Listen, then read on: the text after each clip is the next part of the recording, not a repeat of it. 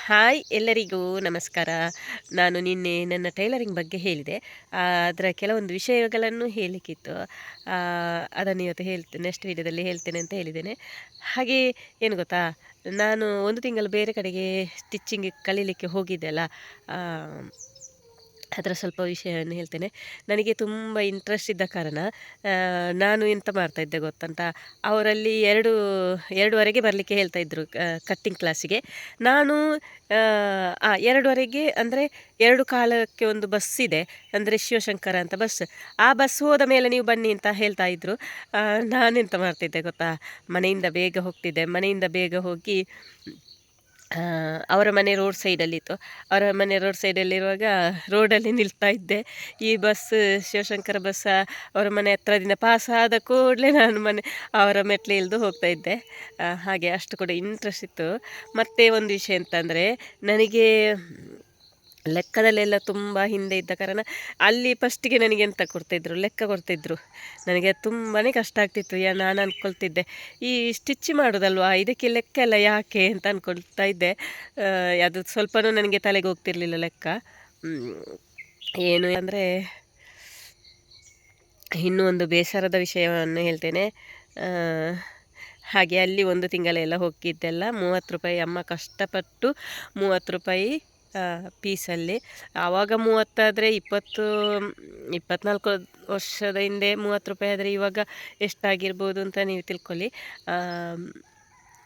300 ಆ ಥರ ಇರ್ಬೋದ ಏನೋ ಇವಾಗ. ಅಷ್ಟು ಬೆಲೆ ಇತ್ತು. ಅಷ್ಟು ಕಷ್ಟ ಆದರೂ ನನ್ನಮ್ಮ ಕಲಿಸಿದ್ದಾರೆ ನನ್ನನ್ನು.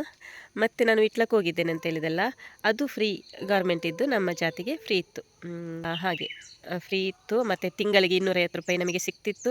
250ರಲ್ಲಿ 150 ಮನೆಯವರಿಗೆ, 100 ರೂಪಾಯಿ ನಮಗೆ ಅಂತ ಆ ಥರ ಸಿಗ್ತಾಯಿತ್ತು. ಮತ್ತು ಲಾಸ್ಟಿಗೆ ಒಂದು ಮಿಷಿನ್ ಹಾಗೆ. ಆಮೇಲೆ ಏನು ಅಂತ ಹೇಳ್ತೇನೆ, ಕಟ್ಟಿಂಗ್ ಕ್ಲಾಸ್ ಕಲ್ತಾಗಿ ಮೇಲೆ ನಾನು ಬ್ಲೌಸ್ ಎಲ್ಲ ಸ್ಟಿಚ್ ಮಾಡ್ತಾ ಇದ್ದಲ್ಲ. ಕಟ್ಟಿಂಗ್ ಕ್ಲಾಸ್ ಕಲ್ತಿದ್ದೇನೆ. ಅಲ್ಲಿ ಶರ್ಟ್ ಹೊಲಿದರಲ್ಲಿ ಫಸ್ಟ್ ಬಂದಿದ್ದೇನೆ, ಅದೆಲ್ಲ ಹೌದು. ಎಕ್ಸಾಮಲ್ಲಿ ಫಸ್ಟ್ ಬಂದಿದ್ದೇನೆ, ಎಲ್ಲ ಹೌದು. ಆದರೆ ವಿಷಯ ಎಂತ ಗೊತ್ತುಂಟ, ನನಗೆ ಟೇಪ್ ಹಿಡಿದು ಅಳತೆ ಮಾಡಲಿಕ್ಕೆ ಗೊತ್ತಿರಲಿಲ್ಲ. ಅಲ್ಲಿ ಶರ್ಟ್ ಹೊಲಿಯುವಾಗ ಅದು ಒಂದೇ ಮೆಜರ್ಮೆಂಟ್ ಇತ್ತು. ಒಂದು ಪೀಸನ್ನು ಇಟ್ಟು ಎಲ್ಲರೂ ಕಟ್ಟಿಂಗ್ ಮಾಡಿ ಅದನ್ನು ಸ್ಟಿಚ್ ಮಾಡಲಿಕ್ಕೆ ಆ ಥರ ಇತ್ತು. ಹಾಗೆ ಕಟ್ಟಿಂಗ್ ಮಾಡಿದ್ದು. ಮತ್ತು ನನಗೆ ಟೇಪು ಹಿಡಿದು ಹೇಗೆ ಕಟ್ಟಿಂಗ್ ಮಾಡೋದು ಅಂತ ನನಗೆ ಗೊತ್ತಿರಲಿಲ್ಲ. ಕಟ್ಟಿಂಗ್ ಕ್ಲಾಸಿಗೆ ಹೋದರು, ಅದು ತಲೆಗೆ ಹೋಗ್ತಿರಲಿಲ್ಲ. ಹಾಗೆ ಮತ್ತು ನಾನು ಕಟ್ಟಿಂಗ್ ಬಿಟ್ಟು ನನಗೆ ಎಂತ ಮನೆಯಲ್ಲಿ ಹತ್ತಿರದವರೆಲ್ಲ ಸ್ಟಿಚ್ಚಿಗೆ ಕೊಡ್ತಾಯಿದ್ರು. ಅಂದರೆ ಹೀಗೆ ಸ್ಟಿಚ್ ಹರಿದದೆಲ್ಲ ಇರ್ತದಲ್ಲ ಅಂಥ ಸ್ಟಿಚ್ಚಿಗೆ. ಮತ್ತು ಎಂಥ ವಿಷಯ ಅಂದರೆ, ನನ್ನ ಅಮ್ಮನ ಬ್ಲೌಸ್ ಹೊಲಿತಿದ್ದೆ. ಅದು ಹೇಗೆ ಹೊಲಿತಿದ್ದೆ ಅಂದರೆ, ಆವಾಗ ನಾವು ಬ್ಲೌಸು ಫ್ರಂಟ್ ಮತ್ತು ಬ್ಯಾಕ್ ಒಂದೇ ಥರ ಇಟ್ಟು ಕಟ್ ಮಾಡಲಿಕ್ಕೆ, ಒಟ್ಟಿಗೆ ಇಟ್ಟು ಕಟ್ ಮಾಡಲಿಕ್ಕೆ ನಾನೆಂತ ಮಾಡ್ತಿದ್ದೆ ಗೊತ್ತುಂಟಾ, ಫ್ರಂಟನ್ನು ಕಟ್ ಮಾಡಲಿಕ್ಕೆ ಇರೋದಲ್ಲ, ಫ್ರಂಟ್ ಓಪನ್, ಇದು ಬ್ಯಾಕ್ ಕೂಡ ಒಟ್ಟಿಗೆ ಕಟ್ಟಿಂಗ್ ಮಾಡ್ತಾಯಿದ್ದೆ. ಬ್ಯಾಕ್ ಕೂಡ ಒಟ್ಟಿಗೆ ಕಟ್ಟಾಗ್ತಿತ್ತದು. ಹಾಗೆ ಆಮೇಲೆ ಪಾಪ ಅಮ್ಮನಿಗೆ ಯಾವಾಗಲೂ ಬೆನ್ನು ಓಪನ್ ಇದ್ದ ಬ್ಲೌಸೇ, ಅಂದರೆ ಅದನ್ನು ಮತ್ತೆ ಜಾಯಿಂಟ್ ಮಾಡೋದು ನಾನು ಆ ಥರ. ಆಮೇಲೆ ನಾನು ಮಂಗಳೂರಲ್ಲಿ ಸ್ಟಿಚ್ ಮಾಡ್ತಾ ಇರುವಾಗ, ಮಂಗಳೂರಲ್ಲಿ ರೆಡಿಮೇಡ್ ಸ್ಟಿಚ್ ಮಾಡ್ತಿದ್ದೆ. ಮಂಗಳೂರಲ್ಲಿ ಸ್ಟಿಚ್ ಮಾಡ್ತಿರುವಾಗ ಮನೆಗೆ ನಾನು ವಾರ ವಾರ ಬರ್ತಾಯಿದ್ದೆ. ವಾರ ವಾರ ಬರುವಾಗ ನನ್ನಮ್ಮ 3 ಪೀಸ್ ಇತ್ತು ನಂದು, ನಾನು ಅವರಿಗೆ ಕಟ್ಟಿಂಗ್ ಮಾಡಿದ್ದ 3 ಪೀಸ್. ಆ 3 ಪೀಸನ್ನು ಕೂಡ ನನ್ನ ಬ್ಯಾಗಿಗೆ ಹಾಕಿಡೋದು ಯಾವಾಗಲೂ. ಅದು ನಾನು ತಗೊಂಡು ಹೋಗೋದು, ವಾಪಸ್ ತಗೊಂಡು ಬರೋದು. ನಮ್ಮದು ಅಂತ ನಮಗೆ ಸ್ಟಿಚ್ ಮಾಡಲಿಕ್ಕೇ ಆಗೋದಿಲ್ಲ ಅಲ್ಲ, ಉದಾಸೀನ ಅಂತ ಹೇಳ್ಬೋದು.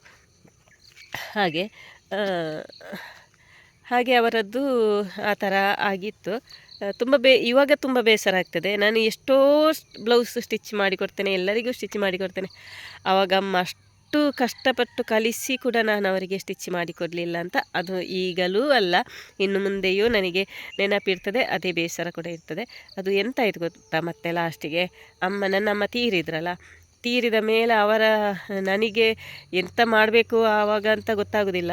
ಈ ಕಟ್ಟಿಂಗ್ ಮಾಡಿದ ಬ್ಲೌಸನ್ನು ಕೂಡ ಅವರ ಹೆಣಕ್ಕೇ ಹಾಕಿದ್ದು ಅಂಥ ಪರಿಸ್ಥಿತಿ ಬಂದಿತ್ತು ಆವಾಗ. ಅದೊಂದು ಬೇಸರದ ವಿಷಯ. ಮತ್ತು ನಮಗೆ ಅಮ್ಮನವರು ಇರುವಾಗ ಗೊತ್ತಾಗೋದಿಲ್ಲ ಯಾವ ವಿಷಯ ಕೂಡ. ಅವರಿದ್ದಾಗ ನಮಗೆ ಎಂತ ಸಹ ಗೊತ್ತಾಗೋದಿಲ್ಲ. ಅವರು ಹೋದ ಮೇಲೆ ನಮಗೆ ಅನುಭವ ಆಗ್ತದೆ, ಅಮ್ಮ ಇಲ್ಲಾಂದರೆ ಹೀಗೆ ಅಂತ. ಹಾಗೆ ನನ್ನಮ್ಮ ತೀರಿ 2000 ಇಸವಿಯಲ್ಲಿ. ಈಗ 25 ವರ್ಷ ಆಯಿತು ನನ್ನ ಅಮ್ಮ ತೀರಿ. ಹಾಗೆ ಅದೊಂದು ಬೇಸರದ ವಿಷಯ. ನಾನು ಕಟ್ಟಿಂಗ್ ನನ್ನನ್ನು ಕಲಿಸಿ ನಾನು ಆ ಥರ ಮಾಡಿದೆ. ನಾನು ಅದರ ನಂತರ ಹೊಲಿಲೇಬಾರ್ದು ಅಂತ ಅಂದ್ಕೊಳ್ತಾ ಇದ್ದೆ. ಅಂದರೆ ನನಗೆ ಅಷ್ಟು ಬೇಸರ ಆಗಿತ್ತು. ಮತ್ತೆಂತ ಮಾಡ್ಬೋದು, ನಮ್ಮ ಜೀವನವೇ ಅದರಲ್ಲೇ ಅಲ್ವಾ. ಹಾಗಾಗಿ ಅದು ಕಂಟಿನ್ಯೂ ಆಗಬೇಕು. ಹಾಗೆ ಇಷ್ಟು ಹೇಳಿ ನನ್ನ ಈ ವಿಡಿಯೋವನ್ನು ಇಲ್ಲಿಗೆ ಎಂಡ್ ಮಾಡ್ತಿದ್ದೇನೆ. ನೆಕ್ಸ್ಟ್ ವಿಡಿಯೋದೊಂದಿಗೆ ಸಿಗ್ತೇನೆ. Thank you so much. ಹೀಗೆ ಒಂದೊಂದು ನನ್ನ ಜೀವನದ ಸ್ಟೋರಿಯನ್ನು ನಾನು ಹೇಳ್ತಾ ಹೋಗ್ತೇನೆ. Thank you so much.